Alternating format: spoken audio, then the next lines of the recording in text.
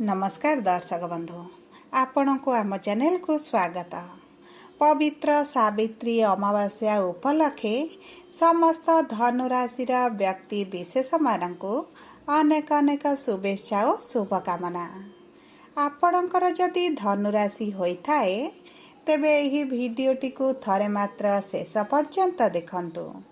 निजर व्यस्त समय मध्यरु मात्र 10 मिनिट समय आपण निज पाई दियंतु कहीं आमर आजिर यही भिडियोटी समस्त धनुराशि व्यक्ति विशेषों पाई बहुत गुरुत्वपूर्ण रही। कहीं गुरुत्वपूर्ण रही आपण भिडियोटी शेष पर्यंत देखिले निश्चित भावरे जानि परिबे।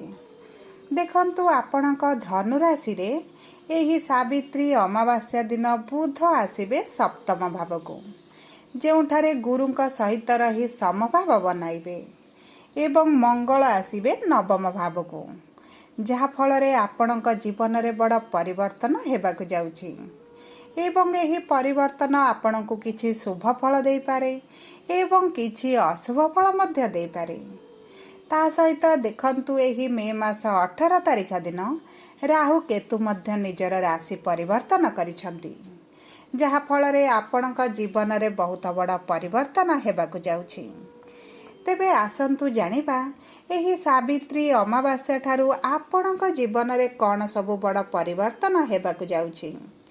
किंतु भिडियोटी आरंभ करिबा पूर्वरु जदि आपणकर भी धनुराशि होइथाए एवं आपण भी ईश्वर को आंतरिक भक्ति एवं विश्वास करती तेबे भिडियोटी को लाइक करंतु एवं कमेंट बॉक्स रे जय जगन्नाथ जय माँ लक्ष्मी अवश्य लिखि दियंतु।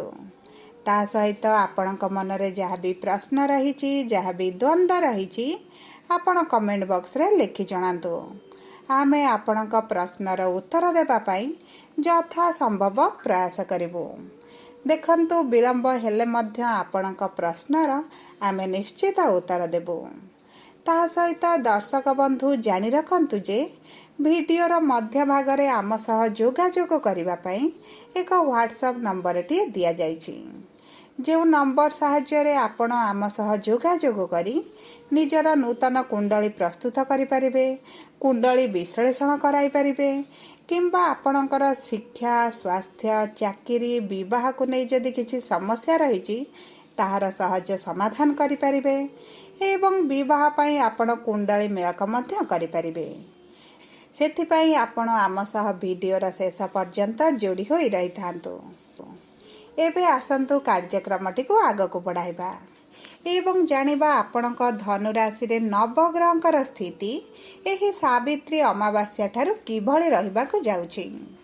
देखंतु आपणक राशि रे तृतीय गृह रे राहु विराजमान करिसंती, चतुर्थ गृह रे शनि, पंचम गृह रे शुक्र, षष्ठ गृह रे सूर्य एवं बुध, सप्तम गृह रे देवगुरु बृहस्पति, अष्टम गृह रे मंगल, नवम गृह रे केतु विराजमान करिसंती, जहा फलरे सेही गृह गुड़िकारे सेमानंकर प्रभाव अधिक रहिबो।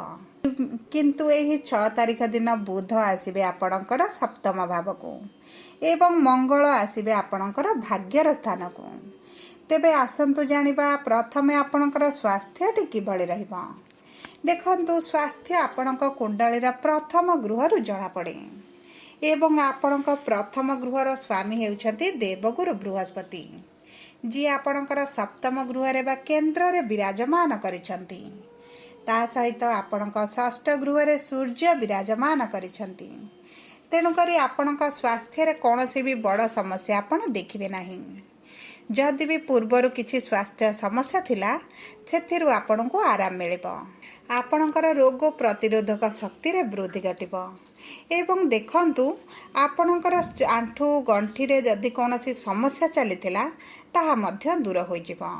बुध आपणकर षष्ठ गृह त्याग करिबा परे आपणकर स्वास्थ्य रे किछिटा समस्या मध्य आसी पारे, विशेष भाव में मोटापाटी बढ़ी पारे, सेथि प्रति आपण टिके दृष्टि देबे। नचेत मोटामोटी भाव जदि देखा जावा आपणक स्वास्थ्य रे कौनसी भी विशेष समस्या आपण देखिबे नाही। जदि आमे आपणक प्रेम संपर्क शिक्षा एवं संतानर जोग को देखिबा ତେବେ ଆପଣଙ୍କର ପଞ୍ଚମ ଗୃହରେ ଶୁକ୍ର ବିରାଜମାନ କରିଛନ୍ତି ଏବଂ ଶୁକ୍ର ଆପଣଙ୍କର ପଞ୍ଚମ ଗୃହରେ ଥିବା ହେତୁ ଆପଣଙ୍କ ପ୍ରେମ ସମ୍ପର୍କରେ ଥିବା ଦୂରତାଟି କମିଯିବ, ଯାହାଦ୍ୱାରା ଆପଣଙ୍କ ମନରେ ଆପଣ ଖୁସି ଅନୁଭବ କରିବେ। ଆପଣଙ୍କ ପ୍ରେମ ସମ୍ପର୍କରେ ନିକଟତରତା ବଢ଼ିବ ଏବଂ ଆପଣଙ୍କ ସାଥୀଙ୍କ ସହିତ ଆପଣ ସୁଖଦ ସମୟ ଅତିବାହିତ କରିବେ। ଦେଖନ୍ତୁ, ପ୍ରେମ ବିବାହର ଯୋଜନା ଯଦି ଆପଣ କରିଛନ୍ତି ସେଥିରେ ମଧ୍ୟ ଆପଣ ସଫଳ ହେବେ, କାରଣ ଶୁକ୍ର ହେଉଛନ୍ତି ଭୋଗ ବିଳାସ ଐଶ୍ୱର୍ଯ୍ୟର କାରକ ଗ୍ରହ। ସେଥିପାଇଁ ଆପଣଙ୍କ ପ୍ରେମ ସମ୍ପର୍କରେ ମଧ୍ୟ ମଧୁରତା ଆଣିଦେବେ। ଯଦି ଆମେ ଆପଣଙ୍କର ଶିକ୍ଷାକୁ ଦେଖିବା, ତେବେ ଆପଣଙ୍କର ଶିକ୍ଷା ମଧ୍ୟ ବହୁତ ଭଲ ରହିଛି। ଏହି ସମୟ ମଧ୍ୟରେ ଯଦି ଆପଣ ଶିକ୍ଷା ସମ୍ବନ୍ଧିତ କୌଣସି ବଡ଼ ନିଷ୍ପତ୍ତି ନିଅନ୍ତି, ଆପଣଙ୍କୁ ସେଥିରେ ସଫଳତା ମିଳିବ। ଆପଣ ଯଦି କିଛି ଏକ୍ଜାମ୍ ଦେଉଛନ୍ତି, ଏଣ୍ଟ୍ରାନ୍ସ ଦେଉଛନ୍ତି, ସେଥିରେ ମଧ୍ୟ ଆପଣ କୃତକାର୍ଯ୍ୟ ହେବେ। ଦେଖନ୍ତୁ, ଆପଣ ଯଦି ଉଚ୍ଚଶିକ୍ଷା କରିବା ପାଇଁ ବିଦେଶ ଯିବାକୁ ଚାହୁଁଛନ୍ତି କିମ୍ବା ଆପଣଙ୍କର ମନପସନ୍ଦ କଲେଜରେ ଆଡ଼ମିସନ୍ ଚାହୁଁଛନ୍ତି, ତେବେ ଆପଣଙ୍କର ଆଡ଼ମିସନ୍ ହେବାର ମଧ୍ୟ ବହୁତ ଅଧିକ ସମ୍ଭାବନା ରହିଛି। ତେଣୁକରି ବିଦ୍ୟାର୍ଥୀମାନଙ୍କ ପାଇଁ ଏହି ସାବିତ୍ରୀ ଅମାବାସ୍ୟା ପରଠାରୁ ବହୁତ ଭଲ ସମୟ ଆସୁଛି। ତା ସହିତ ମଙ୍ଗଳ ଯେହେତୁ ଆପଣଙ୍କର ଭାଗ୍ୟର ଗୃହକୁ ଆସୁଛନ୍ତି, ଆପଣଙ୍କର ଶିକ୍ଷା ପ୍ରତି ଆଗ୍ରହ ବଢ଼ିବ, ରୁଚି ମଧ୍ୟ ବଢ଼ିବ। ଯଦି ଆମେ ଆପଣଙ୍କର ସନ୍ତାନର ଯୋଗକୁ ଦେଖିବା, ତେବେ ଦେଖନ୍ତୁ, ସନ୍ତାନର ପ୍ରାପ୍ତି ପାଇଁ ବହୁତ ଭଲ ସମୟ ରହିଛି। ଯଦି ଆପଣ ସନ୍ତାନ ପ୍ରାପ୍ତିର ଅପେକ୍ଷାରେ ଥିଲେ, ପୂର୍ବରୁ ସନ୍ତାନ ପାଇଁ ଚେଷ୍ଟା କରି ନିରାଶର ସାମ୍ନା କରୁଥିଲେ, ତେବେ ଆପଣଙ୍କ ସନ୍ତାନ ପ୍ରାପ୍ତି ପାଇଁ ବହୁତ ଭଲ ସମୟ ଆସୁଛି। ଆପଣଙ୍କ ଭାଗ୍ୟ ଆପଣଙ୍କର ସାଥ ଦେବ। ଗୁରୁ ଆପଣଙ୍କର କେନ୍ଦ୍ରରେ ରହି ସନ୍ତାନର ଗୃହକୁ ଦୃଷ୍ଟି ଦେଉଛନ୍ତି, ଯାହାଫଳରେ ଆପଣ ଯଦି ଆପଣଙ୍କ କର୍ମ କରିଚାଲନ୍ତି, ଡାକ୍ତରଙ୍କ ସହ ପରାମର୍ଶ କରନ୍ତି, ଆପଣଙ୍କୁ ସନ୍ତାନ ପ୍ରାପ୍ତି ନିଶ୍ଚିତ ଭାବରେ ହୋଇଯିବ। ଯଦି ଆମେ ଆପଣଙ୍କର ବୈବାହିକ ସମ୍ପର୍କ ବିବାହକୁ ଦେଖିବା, ତେବେ ଦେଖନ୍ତୁ, ଯେଉଁ ଅବିବାହିତ ବ୍ୟକ୍ତିମାନେ ବିବାହର ଯୋଜନାରେ ରହିଛନ୍ତି, ସେମାନଙ୍କର ବିବାହ ହେବାର ବହୁତ ଅଧିକ ସମ୍ଭାବନା ଅଛି, କାରଣ ଗୁରୁ ଆପଣଙ୍କର ବିବାହର ଗୃହରେ ବିରାଜମାନ ଅଛନ୍ତି। ଦେଖନ୍ତୁ, ଗୁରୁ ହେଉଛନ୍ତି ଶୁଭ ଗ୍ରହ। ମଙ୍ଗଳ କାର୍ଯ୍ୟ କରାନ୍ତି। ଆପଣଙ୍କ ଗୃହରେ ଯେକୌଣସି ମାଙ୍ଗଳିକ କାର୍ଯ୍ୟକ୍ରମ ନିଶ୍ଚିତ ଭାବରେ ହେବ କିମ୍ବା ଆପଣଙ୍କର ବିବାହ ଫିକ୍ସ ହୋଇପାରେ, କିନ୍ତୁ ବହୁତ ଅଧିକ ସମ୍ଭାବନା ଅଛି ଆପଣଙ୍କ ବିବାହ ହୋଇଯିବାର। କିନ୍ତୁ ଆପଣଙ୍କ କୁଣ୍ଡଳୀରେ ଗୁରୁଙ୍କର ସ୍ଥାନ କିଭଳି ରହିଛି, ତାହା ଅଧିକ ଗୁରୁତ୍ୱପୂର୍ଣ୍ଣ ରହିଛି। ଆପଣ ଆପଣଙ୍କର କୁଣ୍ଡଳୀକୁ ବିଶ୍ଳେଷଣ କରାନ୍ତୁ, ଜାତକ ବିଚାର କରାନ୍ତୁ। ଦେଖନ୍ତୁ, ଆପଣଙ୍କର ଗୁରୁଙ୍କର ସ୍ଥିତି କିଭଳି ରହିଛି, ଆପଣଙ୍କ ବିବାହ ପାଇଁ କିଭଳି ସମୟ ରହିଛି। ଯଦି ଆମେ ଆପଣଙ୍କ ବୈବାହିକ ସମ୍ପର୍କକୁ ଦେଖିବା, ତେବେ ବୈବାହିକ ସମ୍ପର୍କ ମଧ୍ୟରେ ମଧୁରତା ଆସିବ। ପୂର୍ବରୁ ଆପଣଙ୍କ ପତି ପତ୍ନୀଙ୍କ ମଧ୍ୟରେ ଚାଲିଥିବା ମତଭେଦ, ମତାନ୍ତର ତାହା ଦୂର ହୋଇଯିବ। ଦୂରତା ଧୀରେ ଧୀରେ କମିବା ଆରମ୍ଭ ହେବ। ଆପଣଙ୍କ ସାଥୀଙ୍କ ଠାରୁ ଆପଣ ପ୍ରେମର ଭାବନା ପାଇବେ। ବୈବାହିକ ସମ୍ପର୍କରେ ପ୍ରେମ ଏବଂ ରୋମାନ୍ସର ବୃଦ୍ଧି ଘଟିବ। ଦେଖନ୍ତୁ, ଆପଣଙ୍କ ପରିବାରରେ କିଛି ଏଭଳି ଘଟଣା ଘଟିପାରେ, ଯାହାଫଳରେ ଆପଣଙ୍କର ପରିବାର ସଦସ୍ୟଙ୍କର ଆପଣଙ୍କ ପ୍ରତି ସମ୍ମାନ ବଢ଼ିଯିବ। ବିଶେଷ ଭାବରେ ଆପଣଙ୍କ ସାଥୀଙ୍କର ଆପଣଙ୍କ ପ୍ରତି ପ୍ରେମର ଭାବନା ସହିତ ଅପାର ସମ୍ମାନର ବୃଦ୍ଧି ଘଟିବ। ଆପଣଙ୍କ ସାଥୀଙ୍କ ଠାରୁ ଆପଣଙ୍କୁ କିଛି ଉପହାର ମଧ୍ୟ ମିଳିପାରେ, କିମ୍ବା ଆପଣଙ୍କ ସାଥୀଙ୍କ ସହିତ ଆପଣ କୌଣସି ଏକ ସ୍ଥାନକୁ ବୁଲିବାକୁ ମଧ୍ୟ ଯାଇପାରନ୍ତି। ଯଦି ଆପଣଙ୍କ ସାଥୀଙ୍କ ସ୍ୱାସ୍ଥ୍ୟରେ କିଛି ସମସ୍ୟା ଥିଲା, ସେଥିରେ ମଧ୍ୟ ଉନ୍ନତି ହେବ, କାରଣ ସପ୍ତମ ଗୃହ ହେଉଛି ଆପଣଙ୍କ ସାଥୀଙ୍କର ଗୃହ। ଆପଣଙ୍କ ସାଥୀଙ୍କର ଯଦି କିଛି ବିଜନେସ୍ ଅଛି କିମ୍ବା କୌଣସି ପାର୍ଟନରସିପ୍ରେ କାମ କରୁଛନ୍ତି, ତେବେ ସେଥିରେ ମଧ୍ୟ ସେମାନଙ୍କୁ ଅଧିକ ସଫଳତା ପ୍ରାପ୍ତି ହେବ। କମ୍ ପରିଶ୍ରମରେ ଅଧିକ ସଫଳତା ତାଙ୍କୁ ମିଳିଯିବ। ଯଦି ଆମେ ଆପଣଙ୍କର କର୍ମକ୍ଷେତ୍ରକୁ ଦେଖିବା, କର୍ମର ଗୃହର ସ୍ୱାମୀ ହେଉଛନ୍ତି ବୁଧ, ଯିଏ ଆପଣଙ୍କର ସପ୍ତମ ଗୃହ ବା କେନ୍ଦ୍ରକୁ ଗୋଚର କରୁଛନ୍ତି, ଯାହାଫଳରେ ଆପଣଙ୍କ କର୍ମକ୍ଷେତ୍ରରେ ବଡ଼ ପରିବର୍ତ୍ତନ ଆସିବ। ଆପଣଙ୍କ କର୍ମକ୍ଷେତ୍ରରେ ଯାହା ବି ଅସୁବିଧା ଆସୁଥିଲା, ତାହା ହ୍ରାସ ଘଟିବ।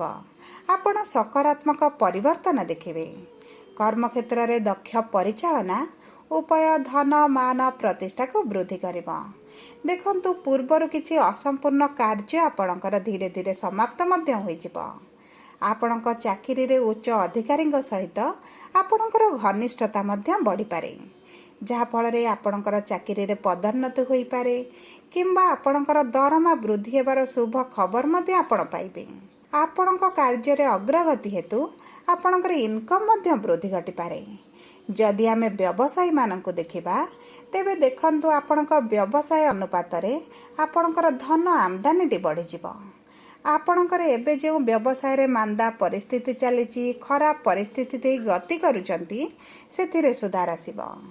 ଆପଣ ଯଦି ବିଶେଷ ଭାବରେ ଅଳଙ୍କାର ବ୍ୟବସାୟ କରୁଛନ୍ତି, ତେବେ ଆପଣଙ୍କୁ ପ୍ରଚୁର ଧନ ଲାଭ ମଧ୍ୟ ହୋଇପାରେ।